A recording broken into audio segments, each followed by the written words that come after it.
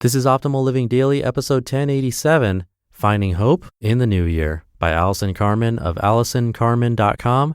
And I'm Justin Malik, the guy that reads to you every single day of the year to help you optimize your life. It's from the best authors I can find and get permission from.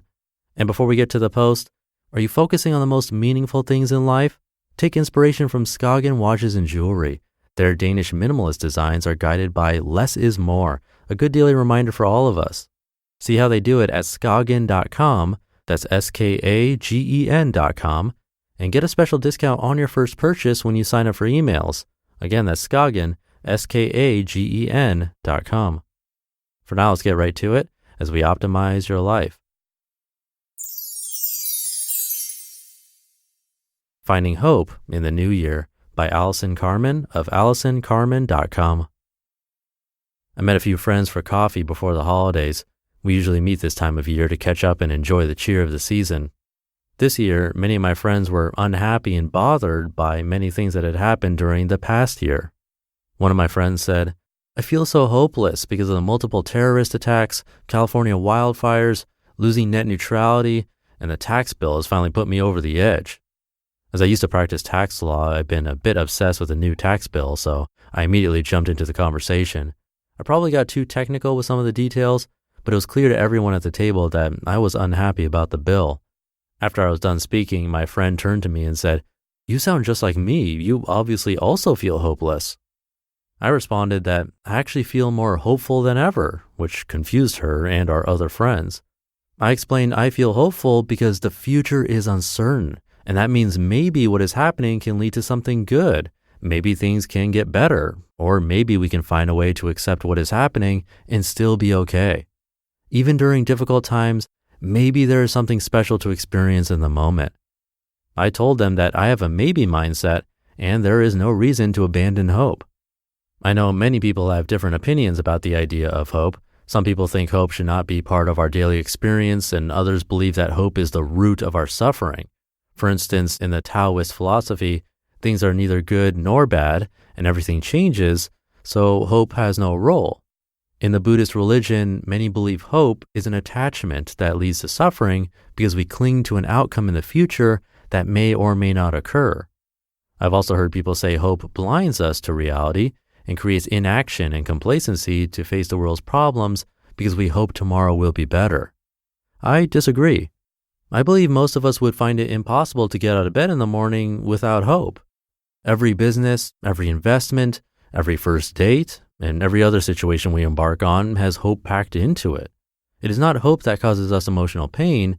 Instead, it is our inability to be flexible and fluid in the face of change and uncertainty. It is our addiction to certainty and not our addiction to hope that paralyzes us to make the changes in our own lives and in the world. This is why I spend so much time writing about the maybe mindset. Maybe encourages us to look at every situation we are facing and recognize that things change.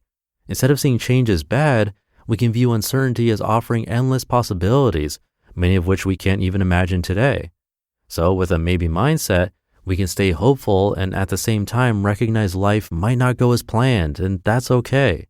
It doesn't mean we won't achieve our goals or the world can't get better. It just helps us find a different path with new possibilities. Sometimes when I write about the maybe mindset and the idea of hope, a few people email me describing very difficult situations they face and suggest hope is a pipe dream leading people down a path of disappointment and suffering.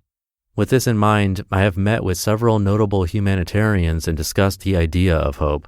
Sasha Chanoff from Refuge Point, who worked with international refugees, Katie Ford from Freedom for All, who works to eradicate human trafficking, Maggie Doyne from blinknow.org, who works with orphan Nepalese children, and Rachel Lloyd from GEMS, who empowers girls and young women who have experienced sexual exploitation to exit the commercial sex industry.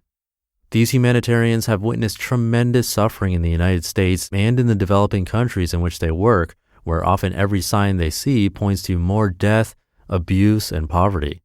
Yet they all have one thing in common. They all have hope in the face of what sometimes seems impossible. Does this hope ever lead them to fail? Of course, they tell me there are times their hopes do not come to fruition, times of frustration and even suffering.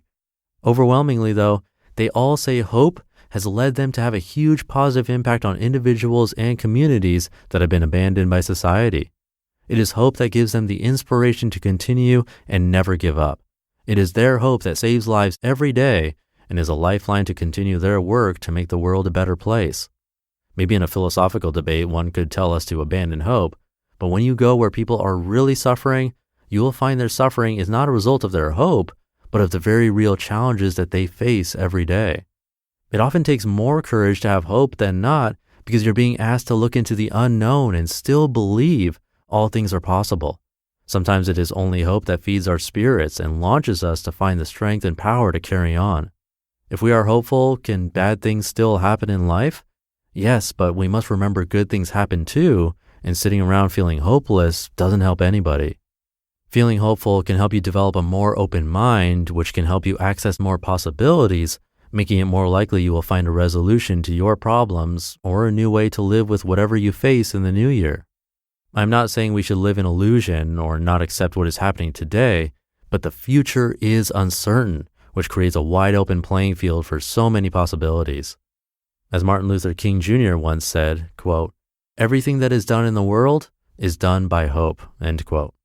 So let's try to be more hopeful in 2019, because hope is the beginning of all that's possible to make the world a better place for everyone. Wishing all of you a happy and healthy new year. You just listened to the post titled Finding Hope in the New Year by Allison Carmen of AllisonCarmen.com. And thank you to Skagen for sponsoring this episode. Did you know some of the happiest people on earth live in Denmark? I wonder if they're hopeful. Skagen is not only named after a Danish coastal town, but it's also inspired by the people who live there. Their Danish lifestyle focuses on what's meaningful, like being part of a community, making time for relationships, and living in the moment. Skagen connects the dots between culture and design with minimalist watches and jewelry that reflect the less is more concept. And I have a Skagen smartwatch. It tracks my heart rate activity. It has smartphone notifications, music control with storage, and a lot more. You can even make payments from it. It's a beautiful watch and has customizable dials and magnetic mesh straps, interchangeable straps too. So come check it out. Visit Skagen.com. That's Skagen.com. to get a special discount on your first purchase when you sign up for emails. Again, that's Skagen, Skagen.com.